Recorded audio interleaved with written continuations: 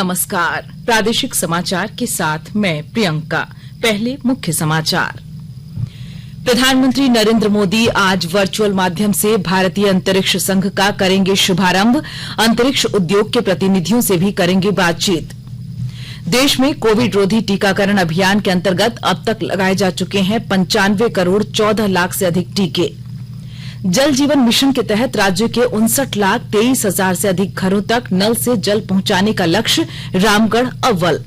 और झारखंड से मानसून की हवा अगले 1-2 दिनों में वापस हो जाएगी। 15 और 16 अक्टूबर को कई स्थानों पर होगी बारिश, ठंड बढ़ेगी। और अब समाचार से पहले एक जरूरी संदेश। देश भर में 18 वर्ष से अधिक आयु के सभी लोगों के लिए सरकारी केंद्रों में निःशुल्क टीकाकरण अभियान चलाया जा रहा है। हमारे युवा श्रोताओं से अपील है कि वे कोविड रोधी टीका जरूर लगवाएं और दूसरों को भी इसके लिए प्रेरित और सहयोग करें। कोरोना महामारी के प्रति आप कोई भी लापरवाही न बरतें, क्योंकि कोरोना अब भी हमारे लिए बड़ा खतरा बना हुआ है। जब तक आवश्यक न हो, घर से बाहर न निकलें और इन आसान उपायों का पालन करें। मास्क लगाएं, 2 गज की सुरक्षित दूरी बनाए रखें, बार बार हाथ धोएं और चेहरा साफ रखें। कोविड से संबंधित जानकारी और मार्गदर्शन के लिए राष्ट्रीय हेल्पलाइन काम कर रही हैं। इनके नंबर हैं 011-2397-8046 और 1075। इसके अलावा राज्य हेल्पलाइन नंबर 104 डायल कर समस्या का त्वरित समाधान लिया जा सकता है। और अब समाचार विस्तार से। प्रधानमंत्री नरेंद्र मोदी आज सुबह 11 बजे वीडियो कॉन्फ्रेंस के माध्यम से भारतीय अंतरिक्ष संघ का शुभारंभ करेंगे। इस अवसर पर वे अंतरिक्ष उद्योग के प्रतिनिधियों से बातचीत भी करेंगे। भारतीय अंतरिक्ष संघ अंतरिक्ष और उपग्रह कंपनियों का प्रमुख उद्योग संगठन है, जो भारतीय अंतरिक्ष उद्योग का सामूहिक प्रतिनिधि होगा। यह नीतिगत परामर्श देगा और वह इसमें सरकार तथा विभिन्न एजेंसियों सहित सभी हितधारकों को शामिल करेगा। भारतीय अंतरिक्ष संघ प्रधानमंत्री नरेंद्र मोदी के आत्मनिर्भर भारत की परिकल्पना के अनुरूप देश को आत्मनिर्भर, प्रौद्योगिकी सक्षम और प्रमुख अंतरिक्ष शक्ति बनाने में सहयोग देगा। इस संघ में अंतरिक्ष और उपग्रह क्षेत्रों की शीर्ष वैश्विक और घरेलू कंपनियां शामिल हैं। प्रधानमंत्री नरेंद्र मोदी बुधवार को पहली राष्ट्रीय अवसंरचना मास्टर प्लान प्रधानमंत्री गति शक्ति योजना का शुभारंभ करेंगे। श्री मोदी ने गति शक्ति योजना की घोषणा इस वर्ष स्वतंत्रता दिवस के अवसर पर की थी।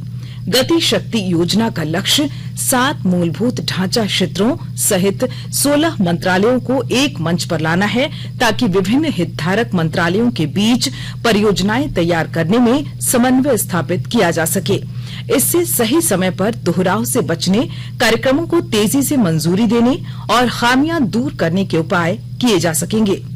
गति शक्ति मंच बेहतर समन्वय के लिए तत्काल सूचना प्रदान करेगा।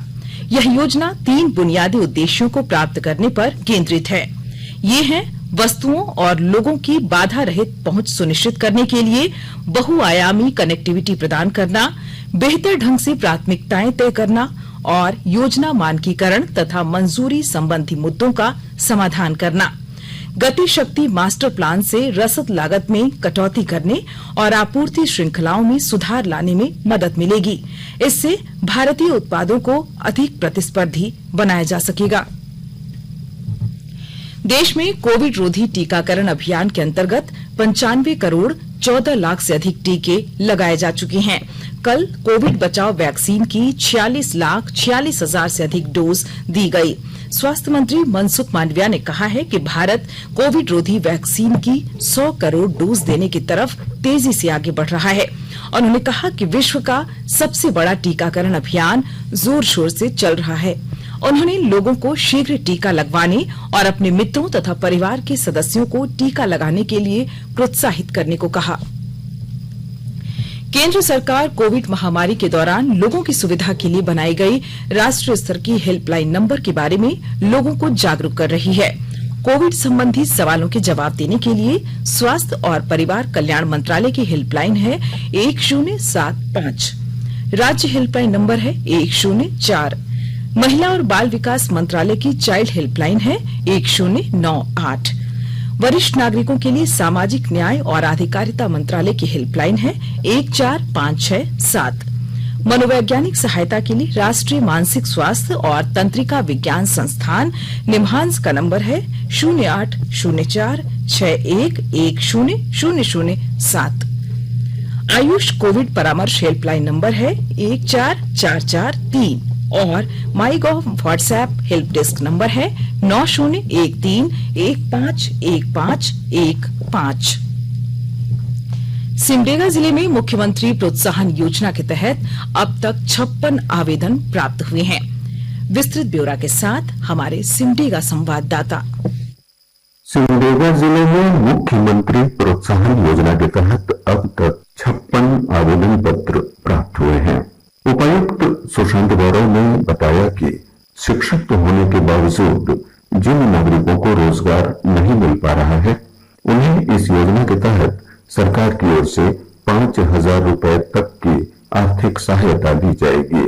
इस संबंध में हुई एक बैठक में JSLPS और नगर परिषद को नए आवेदन पत्र संग्रह कर 20 अक्टूबर तक जमा करने का निर्देश दिया गया है।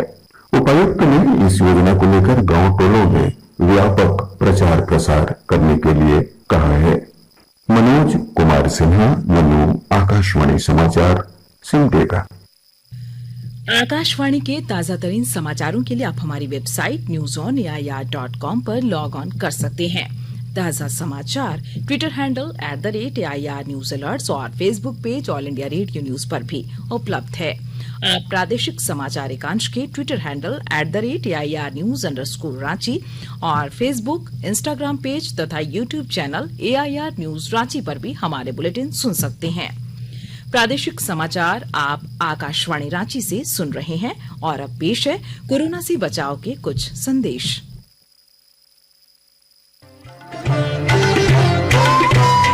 कोविड-19 से बचाव और सुरक्षित रहने के 3 उपाय।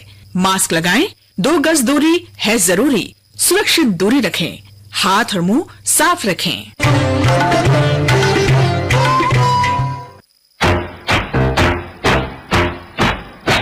चलो मिलकर एक शुरुआत करें, चलो एक फैसला आज करें, मास्क नहीं तो टोकेंगे, कोरोना को रोकेंगे, चलो एक इरादा करते हैं, चलो एक इरादा करते हैं, मास्क नहीं तो टोकेंगे, कोरोना को रोकेंगे। भारत सरकार द्वारा जनहित में जारी। प्रादेशिक समाचार में आपका फिर स्वागत है। केंद्र सरकार के जल जीवन मिशन के तहत वर्ष 2024 तक झारखंड के 59,23,000 घरों में नल से जल पहुंचाने का लक्ष्य रखा गया है।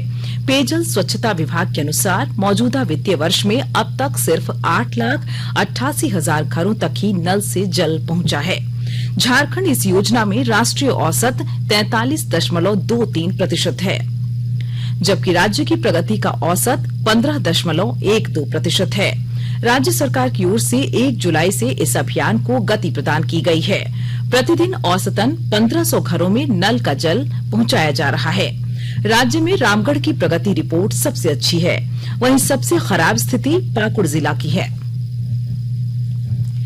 केंद्र ने घरेलू बाजार में खाद्य तेल की कीमतें कम करने के उद्देश्य से खाद्य तेलों की भंडारण सीमा लागू कर दी है। उपभोक्ता कार्य मंत्रालय ने कहा है कि खाद्य और सार्वजनिक वितरण निगम ने अगले वर्ष 31 मार्च तक के लिए खाद्य तेलों और तिलहनों की भंडारण सीमा तय कर दी है। मंत्रालय ने कहा है कि इस फैसले से देश भर के उपभोक्ताओं को काफी राहत मिलेगी।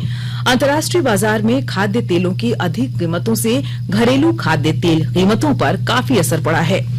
मंत्रालय ने कहा है कि सरकार ने यह सुनिश्चित करने के लिए बहुपक्षीय नीति तैयार की है कि खाद्य तेलों जैसी आवश्यक वस्तुओं की कीमतों पर नियंत्रण बना रहे। आयात शुल्क ढांचे को युक्ति संगत बनाने कई हितधारकों द्वारा भंडार की सीमा की स्वघोषणा के लिए वेब पोर्टल शुरू करने जैसे उपाय पहले ही किए जा चुके हैं। दुमका से हावड़ा के लिए सीधी नई रेलगाड़ी दुमका हावड़ा स्पेशल मयूराक्षी एक्सप्रेस का परिचालन शुरू किया गया है। कल देर शाम सांसद सुनील सोरेन ने इस ट्रेन को हरी झंडी दिखाकर रवाना किया। इस मौके पर पूर्वी रेलवे के आसनसोल मंडल के रेल प्रबंधक परमानंद शर्मा भी मौजूद थे।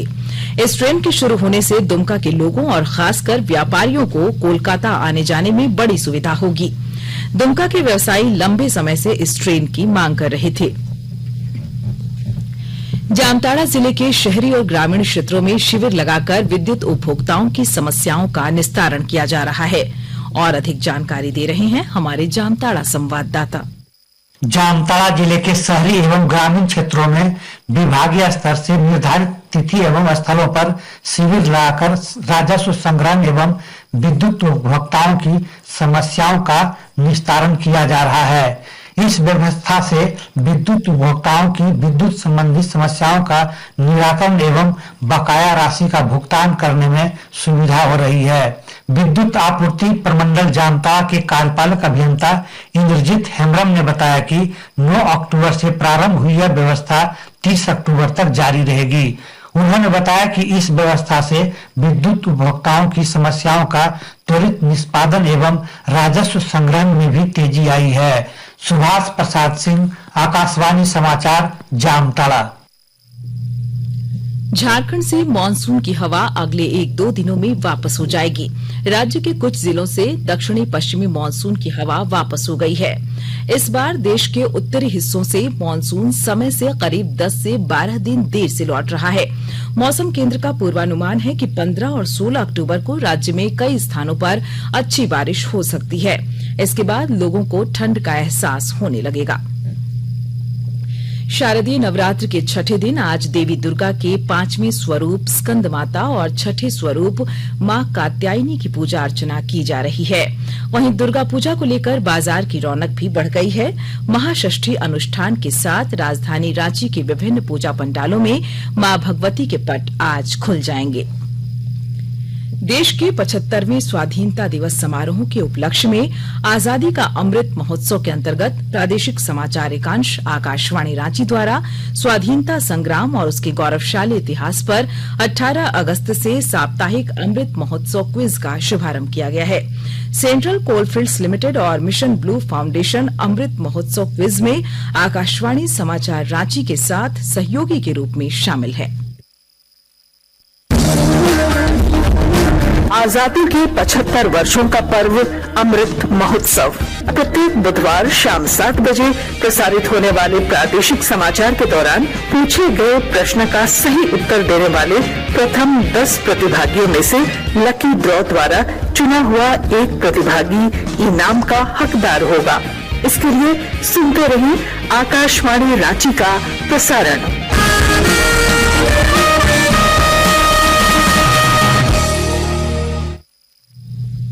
और अब संक्षिप्त खबरें। रांची पुलिस ने व्यवसायियों से रंगदारी मांगने वाले अपराधी अमित कुमार चौधरी को गिरफ्तार कर लिया। रांची पुलिस ने 8 टीपीसी उग्रवादियों को गिरफ्तार किया है। गिरफ्तार उग्रवादियों के पास से कई हथियार भी बरामद किए गए हैं। और आइए अब सुनते हैं अखबारों की सुर्खियां। जमाखोरी रुकेगी, खाद्य तेलों की कीमतें होगी कम, शीर्षक के साथ प्रभात खबर ने खबर को पहले पन्ने पर प्रमुखता से प्रकाशित किया है। दैनिक भास्कर ने पहले पन्ने पर लिखा है 8 टीपीसी उग्रवादी गिरफ्तार, AK-56, 3 पिस्टल बरामद। हजारीबाग में उपद्रव, 2 डीएसपी समेत कई जख्मी, शीर्षक खबर को दैनिक हिंदुस्तान ने पहले पन्ने पर प्रमुखता से प्रकाशित किया है। दैनिक जागरण लिखता है पावर प्लांटों को रोजाना 50,000 टन अतिरिक्त सप्लाई। राजधानी में टीपीसी के 8 उग्रवादी गिरफ्तार, AK-56 बरामद। इसे दैनिक रांची एक्सप्रेस ने पहली सुर्खी बनाई है। अंग्रेजी दैनिक हिंदुस्तान टाइम्स और टाइम्स ऑफ इंडिया ने ऊर्जा संयंत्र के लिए कोयले की आपूर्ति से संबंधित खबर को प्रमुखता से लिया है। और अब अंत में मुख्य समाचार एक बार फिर। प्रधानमंत्री नरेंद्र मोदी आज वर्चुअल माध्यम से भारतीय अंतरिक्ष संघ का करेंगे शुभारंभ। अंतरिक्ष उद्योग के प्रतिनिधियों से भी करेंगे बातचीत। देश में कोविड रोधी टीकाकरण अभियान के अंतर्गत अब तक लगाए जा चुके हैं 95 करोड़ 14 लाख से अधिक टीके। जल जीवन मिशन के तहत राज्य के 59,23,000 से अधिक घरों तक नल से जल पहुंचाने का लक्ष्य, रामगढ़ अव्वल। और झारखंड से मानसून की हवा अगले 1-2 दिनों में वापस हो जाएगी। 15 और 16 अक्टूबर को कई स्थानों पर होगी बारिश, ठंड बढ़ेगी। इसके साथ ही आकाशवाणी रांची से प्रादेशिक समाचार का ये बुलेटिन समाप्त हुआ। नमस्कार। घर में रहिए, सुरक्षित रहिए और सुनते रहिए आकाशवाणी।